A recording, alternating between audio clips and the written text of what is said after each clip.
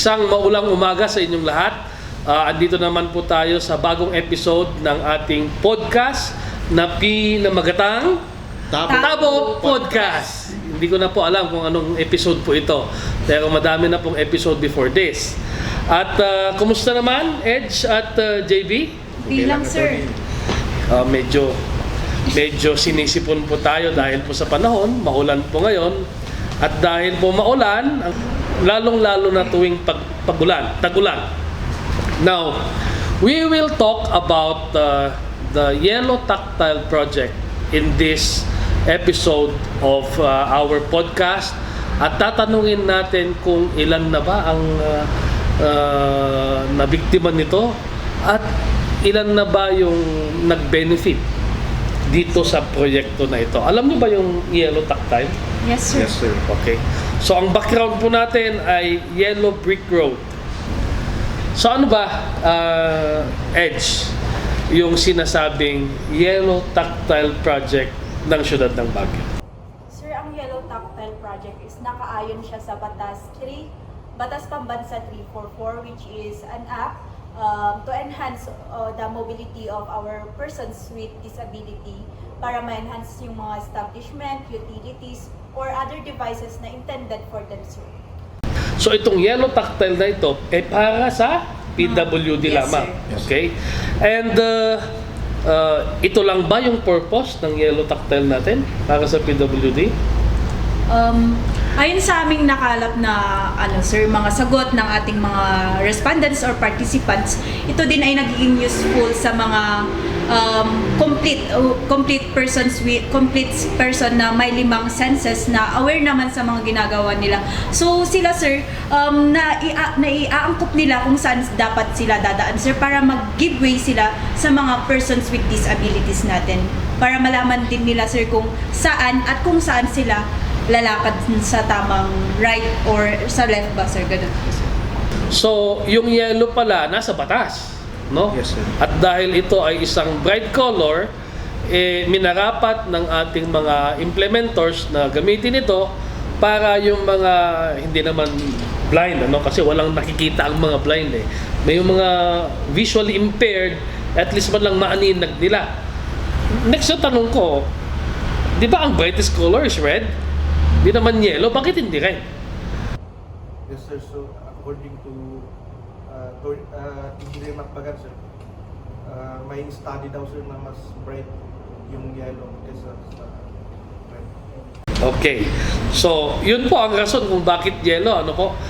Dahil po ito yung pinakamatingkad na kulay at dahil na rin po sa mga studies na ginawa ng ating mga ibang departments, DPWH, PDAW, na ito ay naaaninag ng ating mga visually impaired persons.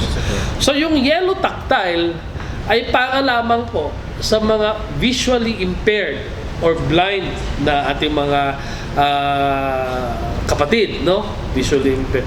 Bakit kailangan ito para matugunan ang kanilang mga hinaing? Ano ang purpose talaga nito? Aside from para sa kanila ito, aside from kailangan nating i-provide ang kanilang needs, importante ba na halimbawa lang sa ating komunidad ay 10% lamang, for example, ang mga visually impaired na person. Kailangan ba talaga itong mga proyekto na ito kahit sabihin natin minority lang yung ating mga visually impaired na mga kababayan? Yes, attorney, because they are still part of our community. Yes. There's... Ang tawag po dyan ay inclusivity, no? Kailangan, kahit po minority, kailangan na rin pong tugunan ng ating gobyerno.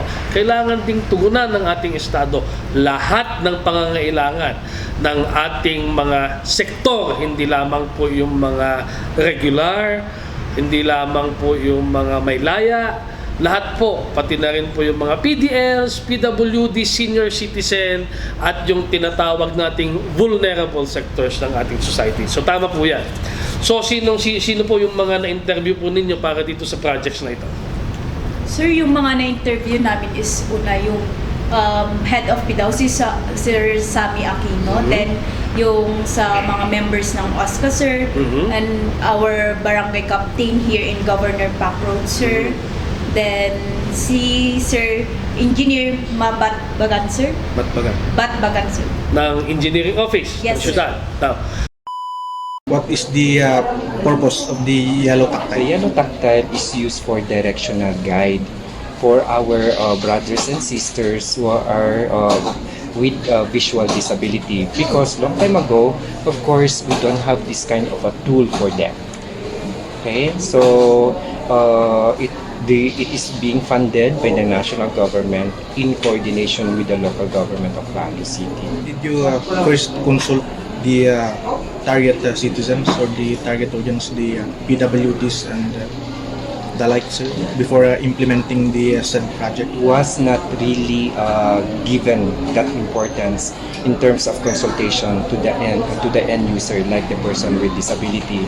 So that's why there was a lot of dilemma in the implementation of such yellow tactiles, because it was not coordinated, consulted with the person with visual disability, at the same time with the community as a whole. Because when you introduce a certain innovations, like for the person with disability, it should be for the general public use. It is not just exclusively for the certain sector of the society, but rather when there is a full implementation, like the yellow tactile, first there should be a consultation to the whole stakeholders, like the community, like the person with disability, especially the visual, and other stakeholders, because such innovation is for the general usage. Okay, that's why there are a lot of complaints because of such an accidents, because there was no proper information dissemination on the part of the general public, especially also to the end user, which are the person with visual. What is the usage? What is the relevance? What is the significance of it? Are the remedies you can provide to improve this kind of project? Number one, that's number one, to consider why it is too slippery. Okay. Second is the information dissemination to the general public on the usage. Okay, and then at the same time, looking also the coordination of the community, consultation, collaboration, and coordination of the stakeholders coming from, especially it is not just only in the central business district, but rather it is also implemented in the different barangay level. Sir, bakit yellow? What is the reason behind that? Yellow, bakit siya yellow? Because the color yellow is more visible for those person with partial blindness. Of course, for the total blindness, they cannot really see. But for the partial blindness, there is a glimpse of lights coming there. And yellow tactile is more visible to the sight of the person with visual disability. Para sa inyo, ano po ang purpose ng yellow tactile, sir? Ang pagkaalam ko, yung mga vlog, para tulong sa kanila kung saan sila dadaan. Yun ang purpose, main purpose. So, may nangyari bang consultation, sir, bago ipa-implement ng government natin itong yellow tactile? Personally, parang hindi ko alam yung na-consult ng public. Effective po ba sa inyo ang yellow tactile? Dito sa isang siguro, effective yan kasi wala pa naman akong disgrasya dito sa barangay. Dun sa ibang barangay, nalaman ko may mga nagulas ka. Itong kulay ng yellow tactile na yellow, effective po ba yung kulay niya sa inyo? Okay lang sa akin. Okay lang sa akin. Yung yellow, maganda naman. Mga naririnig yung issues na meron tayo dito sa yellow tactile, ano pong masasabi nyo para mapa-improve itong project na to, sir? Dun sa mga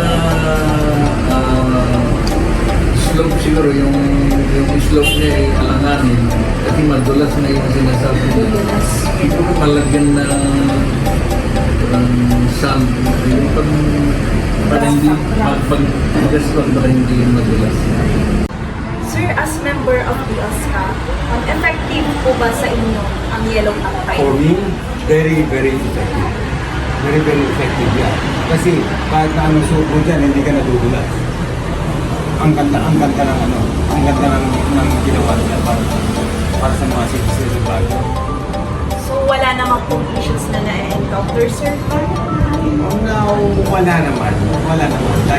Laging safe naman yung mga tao dyan. Wala ka naman nakikita na nadidiscuss, nadidigas dyan. So, nakakatulungan ng mga tao yan.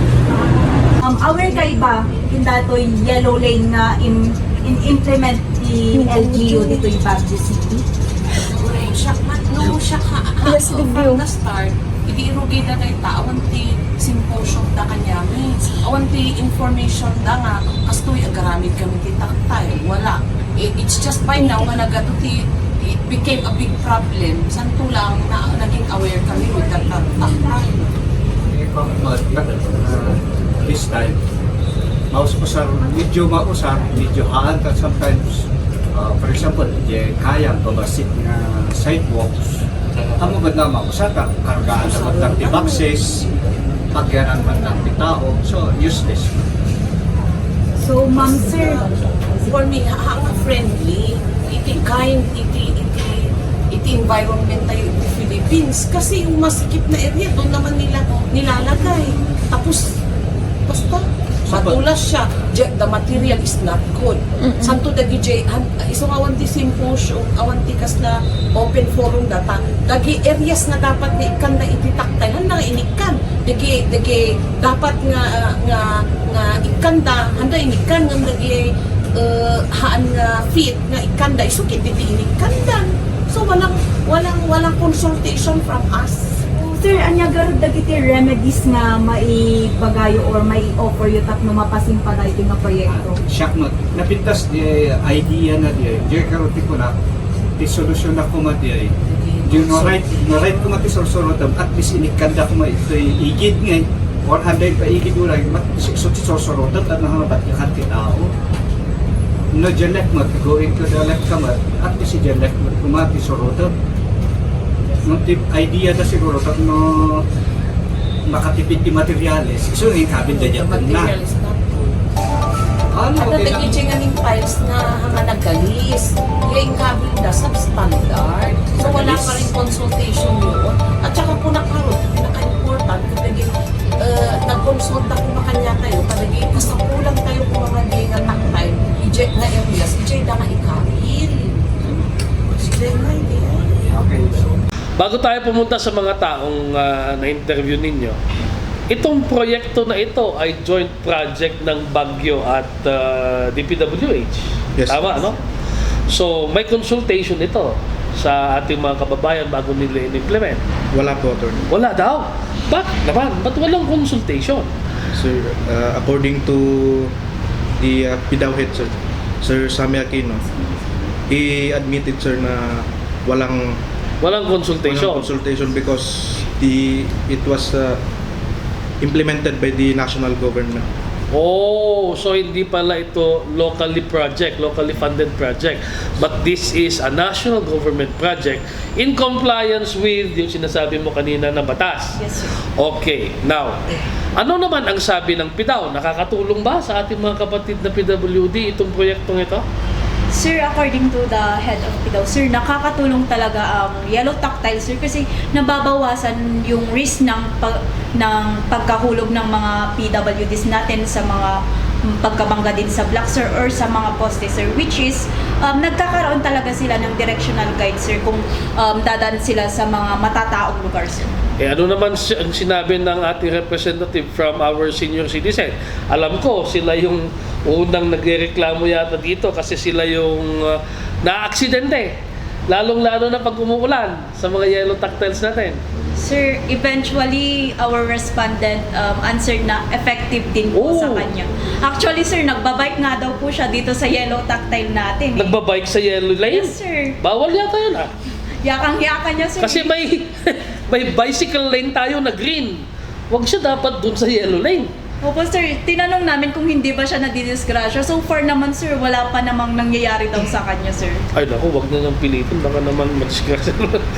How about itong napilin yung barangay official? Ano naman ang komento niya dito sa yellow lane natin? Lalong-lalo na dito sa may Governor Pac at Session. Dito yata yung pinakamahabang yellow lane eh. Yes, sir. So, according to... So, medyo neutral siya, sir. Kasi may mga magandang effects naman daw, pero may mga na-accidente. May mga recorded accidents, no? Yes, sir. Itong mga kasamahan natin from the City Engineering Office, ano naman ang kanilang obserbasyon dito sa kanilang proyekto? Sir, aminado din sila sa part na may lapses or pagkakamali din sila sir. Since yung mga materials na nagamit is madulas sir. And that they provide din sir ng mga plans nila para mapa-improve din tong project sir. So inamin ng City Engineering na madulas talaga to, no? Yes sir. Okay. So ano ba yung usual complaints dito sa Yellow Lane project ng national government?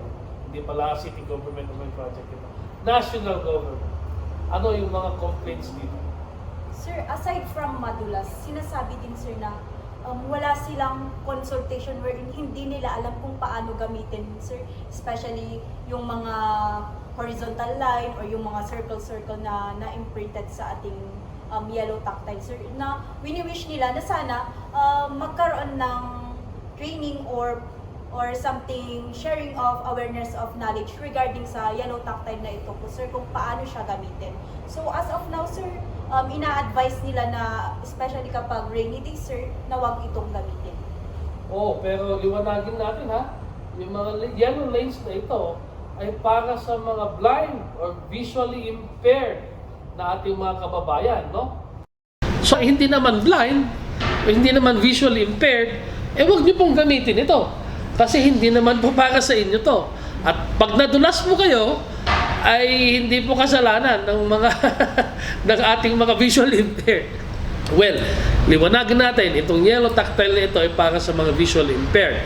May mga nadisgrasya na po ba na visually impaired na kababayan natin na gumamit ng yellow tactile? Sir, according to Sir Sammy Aquino, sir. Sir, he stated na medyo ironic kasi yung mga na-aksidente, yung mga may vision.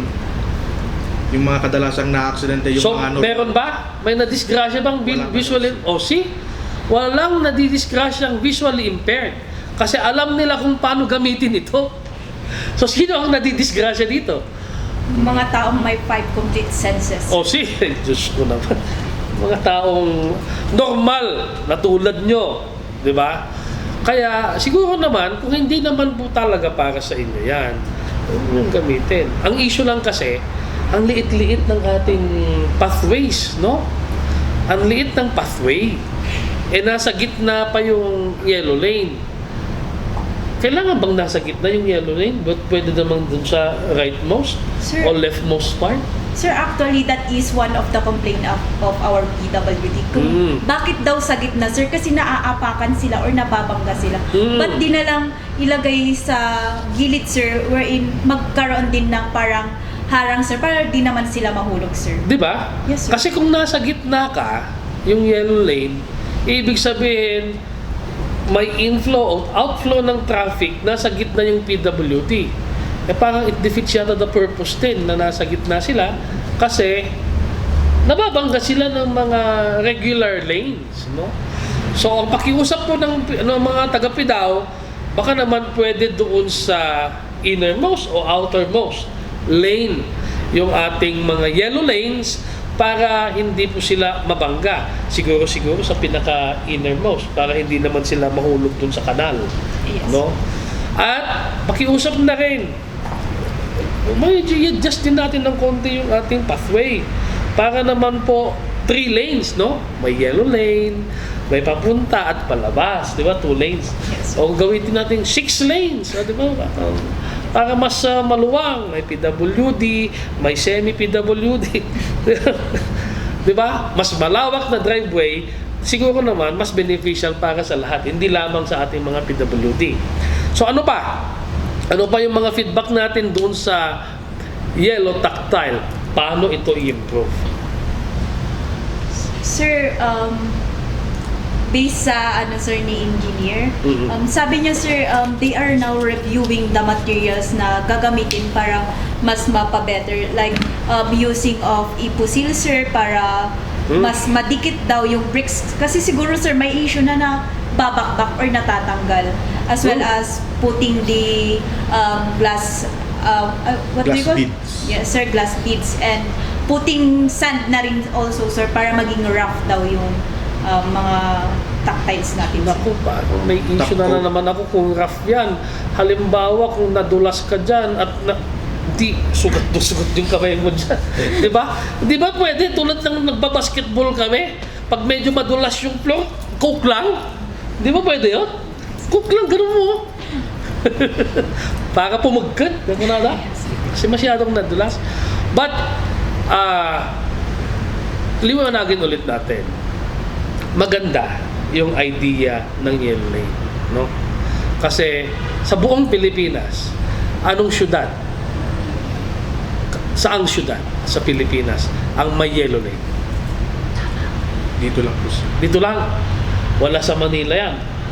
Wala sa Quezon City yan. Wala sa Davao at Cebu yan. Meron ba? Kung meron man, dito lang tayo nagka-issue. So, ibig sabihin, dito lang din yan na-implement. Di ba? Now, sa ibang bansa, anong mga bansa ang may yellow lane para inclusive para sa ating mga PWD? Based on our research, sir, Japan and Europe. Oh, Japan and Europe. Anong kulay sa Japan? Japan, sir, alternate yung kulay talaga sa kanila. Mostly yellow sir. Mostly yellow pero may gray din. Ganon din yata sa Korea. Parang may nakita rin ako sa Korea. Sa Europe, anong kulay? Red, sir, may Red. O see? Bakit red? Gaya ng sinabi ko kanina, pinakamatingkad na color ay red.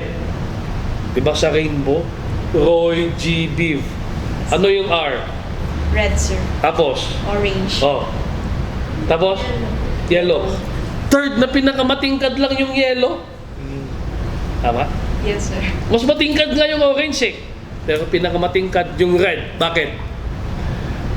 Sa airport, ang kulay ng ilaw nila is red. Kasi yun ang pinaka-visible kahit sa pinakamalayong lugar. Eh, nagtataka ako bakit yellow eh. Hindi yata Red Republic dapat tayo. Sir, actually, nabanggit din namin yan kay engineer. Sabi niya naman, sir, wala daw siyang opinion about yan. Hopefully, walang kulay politika yan.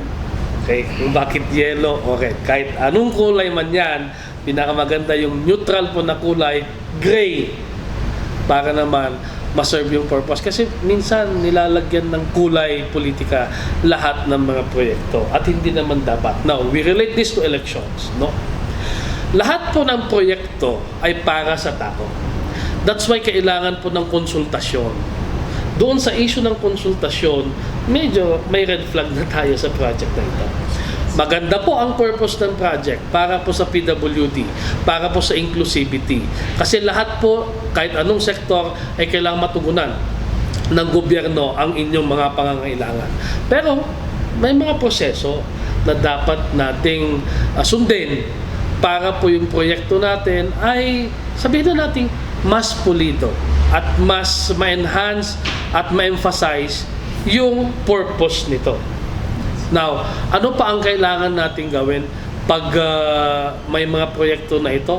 Tangkilikin natin yung proyekto na ito. When I say tangkilikin natin, kung para sa PWD po yan, sana mga PWD ang gagamit lang po yan. Huwag tayong mamiloso po na dahil parte po yan ng driveway, lahat tayo pwede na rin gamitin yan. So there is what they call exclusive purpose for that special lane. No? Hindi lahat po ay pwedeng gumamit yan. Kaya minsan po, dahil po hindi natin dapat ginagamit yan, nadidisgrasya po tayo. Kasi hindi natin alam kung ano pa talaga ang purpose kung meron ganyan. Pasensya na po sa mga nadidisgrasya. Pero kung alam po natin na madulas po yan pag umuulan, wag na nating apakan. Di ba? Minsan kasi may pagka-pilosopo din tayong lahat eh. Alam na nating bawal, gugustuhin pa nating gawin. Kaya minsan din, naman kasi tayo rin, Pilipino tayo eh, matigas minsan ang ulo. And, ano ba ang gusto ng tao? Ano ba ang gusto ng tao? Lahat naman po sana ay umaayon tayo sa batas. Batas mo yan. May basis mo yung yellow tactile. Kaya lang, kaya ng sinabi ko kanina, kailangan pa rin ng konsultasyon para mas maganda pa sana ang proyekto natin na ito. So how would you relate yung yellow tactile natin sa eleksyon?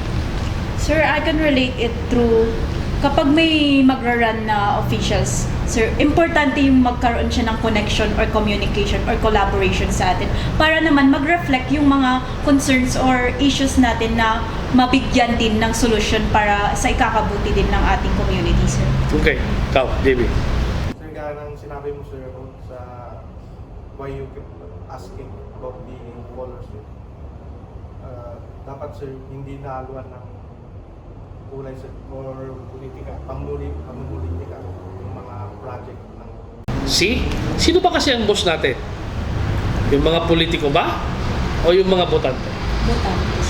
Kasi kung ang boss natin ay mga politiko, edi lahat na sana yung proyekto ay may kulay. Noon, ganito. Yellow. Tapos, naging anong kulay ng blue. Tapos, baka ngayon, red. Pero hindi sana dapat natin gawin yun. Kasi ang boss natin, botante. Kasi kung ang boss po natin ay nabalik o nakafocus sa botante, ang mga pangangailangan sana nila ang ating kailangang tugunan. That's why it's very important yung consultation. Hindi lang po sana project without consulting the walking public. Kasi baka naman, kung na-consult ang walking public, wala nang nadudulas. At mas matingkad na kulay ang ating hindi na yellow lane ang tawag. Baka naman white lane. O, di ba? Parang mas maganda na yung white lane kaysa sa yellow lane. O kaya kahit anong neutral na color para walang masabi yung mga susunod na administration. So the project should not be anchored on the politics of the current administration. So our project should be anchored on the needs of our citizens. So liwanagin po natin, maganda po yung proyekto para sa PWD, pero mas maganda pa sana kung may abiso sa taong bayan. So tapos na po ang ating podcast. Sa susunod pong podcast ulit, maraming salamat kay Edge tsaka si JV sa kanilang Yellow Lane Project. At ang music po nito ay Penny Lane. At nina-energize pa rin sila dahil sa podcast na ito. Sa susunod pong podcast, abangan po natin yung mga current events dito sa siyudad ng Baguio na pag-uusapan natin in relation to our elections. So maraming salamat po, magandang umaga po sa inyo at mag-ingat po, madulas ang Yellow Lane.